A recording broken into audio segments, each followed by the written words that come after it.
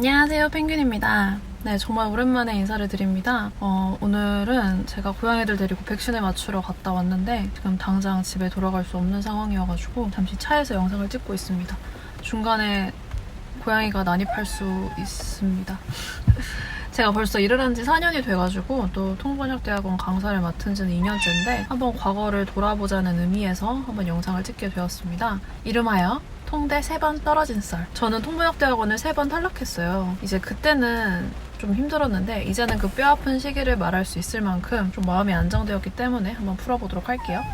일단 뜬금없이 멀리 중학교 시절 얘기부터 해보면 저는 일단 중학교 때부터 통번역사가 꿈이었어요. 그래서 이런 직업이 있다는 거를 그때도 알고 있었거든요. 그걸 알게 된 계기가 어느 날 중학교 담임 선생님이 저를 부르셨는데 그 유명한 최종환 교수님의 국제회의 통역사 되는 방법이라는 책을 주셨어요. 그래서 아주 낡은 갱지로 된 그 책을 보고 통번역사라는 직업이 있구나라는 걸 알게 되었고 듣도 보도 못한 통번역사라는 직업을 갖기 위해서 영어 공부를 아주 열심히 하기 시작합니다. 그리고 고등학교도 외국어 고등학교를 갔고 대학도 통번역 학과가 있는 이문동으로 가게 되었어요. 어릴 때는 통번역사가 되고 싶다고 노래를 부르고 다녔는데 솔직히 대학 가서는 그 말을 하고 다니기가 굉장히 부끄러웠던 것 같아요. 대학교에 가니까 해외파가 그렇게 많은 거예요. 그리고 되게 광란의 대학 시절을 보내고 있었기 때문에 공부를 안 하기도 했고 해외파도 많고 하니까 이제 수능 영어는 되게 잘하던 저였는데 외국인 교수님들이랑 대화하고 이런 게 너무 무서웠어요. 이제 동기들 보면 외국인 교수님이랑 막 유창하게 네이티브 발음으로 이제 대화를 하는데 그때부터 좀 기가 많이 죽었어요. 그래서 어느 때부턴가 통번역사가 되고 싶다고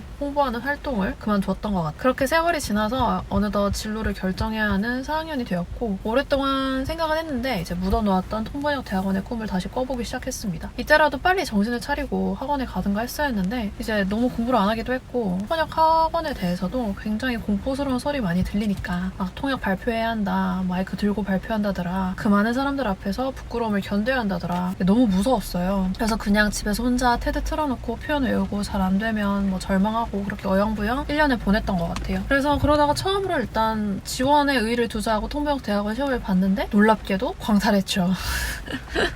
그래서 일단은 뭐 취업을 해야겠다라고 생각을 했어요. 왜냐면 그때 좀 가제가 기울던 때였기 때문에 계속 대학원을 고집한다는 게 철이 없어 보이기도 했고 좀 대학교 때 열심히 해둘 걸. 또 부모님께도 죄송했기 때문에 일단은 취업 준비를 하러 갔어요. 그때 다른 문과생 친구들처럼 자소서 막 100장씩 쓰고 보내는 회사에 따라서 내용 조금씩 바꿔서 쓰고 이때 현타가 진짜 심하게 오고 20대 중에서 가장 우울했던 시기인 것 같아요. 나는 이 회사에 노동을 주고 그만큼 월급을 받아오고 싶은 게 전부인데 내 평생을 이 회사만을 바라고 살아온 것처럼 자소서에 거짓을 말해야 하는 게 너무 힘들더라고요. 그러다가 인적성 시험장에 가서 다른 수많은 취준생 중 한 명이 된 저를 본 순간 결심을 했습니다. 이렇게 회사에 들어가도 불행하기만 할 것이다. 좀 돌아가더라도 계속 꿈꾸던 일을 하자. 그래서 어느 날은 인적성 시험장에 안 가고 그 발로 바로 통번역 대학원 학원으로 갔어요. 통대 준비를 시작했습니다. 역시 제가 계속 두려워했던 그 상황이 펼쳐졌는데 일단 반도 못 알아들었는데 통역을 해야 했고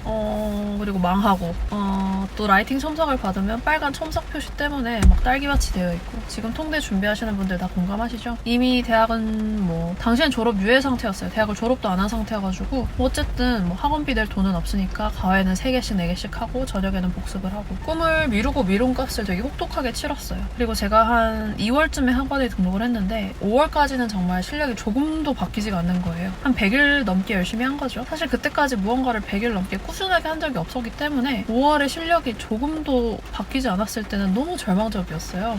내가 이거 한다고 되나? 이미 해외파 날고기는 애들 널려 있는데 내가 집에서 이렇게 필사하고 통역 연습한다고 해서 이게 바뀌나? 하루아침에 따라잡을 수 있나? 되게 막연한 기분? 당연히 못 따라잡죠. 이제 국내파인 분들은 빨리 생각을 하셔야 할 게 해외파를 따라잡을 수 없다는 걸 빨리 인정을 하셔야 해요. 강점은 있겠죠. 우리는 절대 그분들의 오랫동안 그 어떤 들어왔고 말해왔던 경험치를 따라잡을 수가 없어요. 그래서 빨리 그걸 따라잡기 위해서라도 액티브, 패시브 표현을 딱 구별해서 효율적으로 공부를 해야 해요. 내가 이걸 내 입으로 쓰고 내가 글로 쓰고 입으로도 말할 수 있는 표현인지 아니면 그냥 듣고 이해만 하면 되는 표현인지 이 사리 판단을 빨리빨리 잘 하셔야 해요. 아무튼 5월이 지나고 7월부터인가부터 이제 딸기밭에 딸기가 많이 줄어들더라고요. 지금은 이제 지난 일이니까 그렇지 당시엔 피말리는 경험이었어. 하루하루 학원에 나가는 게 너무너무 힘들 정도? 트라우마로 남을 정도? 어차피 통대 또 떨어져도 뭐 다시 보면 된다. 회사 가서 너무 불행하게 뭐 5년도 안 돼서 그만두는 것보다는 그렇게 경력 단절되는 것보다는 이렇게 오래 걸리고 힘들어도 내가 할 수 있는 전문적인 일을 갖는 게 장기적으로는 훨씬 이득이다라고 생각하고 마음을 편하게 먹으려고 했는데 그게 그렇게 쉽지가 않아요. 지금은 뭐 그렇게 하는 게 당연히 합리적인 선택이라는 생각을 하지만 이거 떨어지면 또 1년 재수다,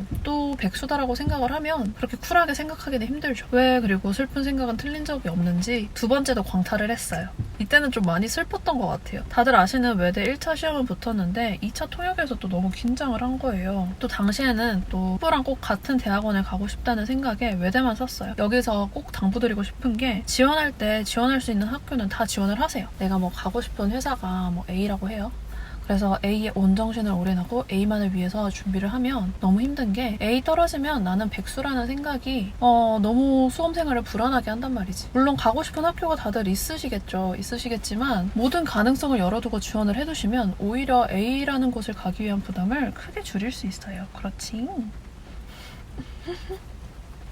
아무튼 그렇게 두 번째도 광탈을 했고 아무튼 다시 통대를 준비할 때가 왔어요. 그런데 두 번째는 좀 억울했던 게 나는 진짜 열심히 했거든. 나보다 못하던 친구들은 다 합격한 것 같고 그때 너무 힘든 생각에 못난 생각을 많이 했었는데 되돌아보면 그게 다 나의 실력이었던 거예요. 2차 통역시험 때 아무리 긴장을 해도 내가 그 긴장감을 이기고 통역할 수 있는 것도 내 실력인 건데 당시엔 너무 마음이 힘들어서 못난 생각을 많이 했던 것 같아.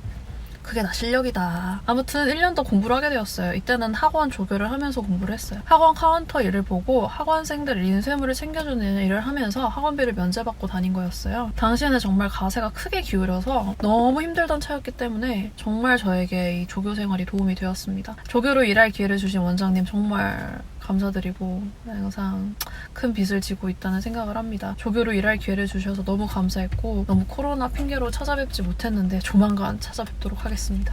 이제는 통번역대학원 장수생이 된 저죠.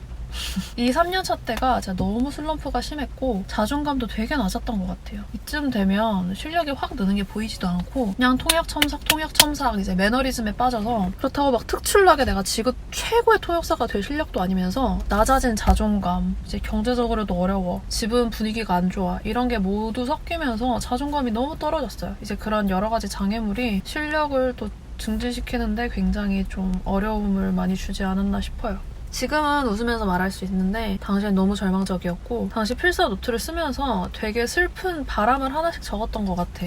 그때까지도 학부 졸업을 못해가지고 정해진 진로가 없으니까 그냥 유야무야 그냥 졸업 유예를 하고 다녔어요. 그래서 너무 공부하면서 힘들 때마다 당당하게 암모나이트 졸업하기, 졸업식 날 아빠 웃는 모습 보기 왜냐면 당시 사업 실패로 너무 아빠가 힘들어가지고 이런 거 적으면서 공부했던 기억이 납니다. 세 번째 통번역 대학원 시험도 우리가 다 아시는 그 학교의 시험도 광탈을 하게 되었어요. 이번에는 그냥 1차 광탈. 그때 학원 원장 선생님도 이해를 못하셨던 게 이래서 사람이 자존감, 멘탈 상태가 중요한 게 제가 제 입으로 말하기도 좀 민망하긴 한데 학원에서는 그래도 제일 잘하는 학생으로 꼽혔거든요. 그런데 일바로 광탈을 한 거예요. 그래서 이땐 진짜 통대에 진학을 해야겠더라고요. 학부랑 대학원을 또 맞추겠다는 욕심이 이제 너무 나한테는 사치였고 그냥 또다시 이렇게 수험생활로 인생을 낭비할 게 아니라 대학원 가서 제대로 통번역이라는 걸 해봐야겠다.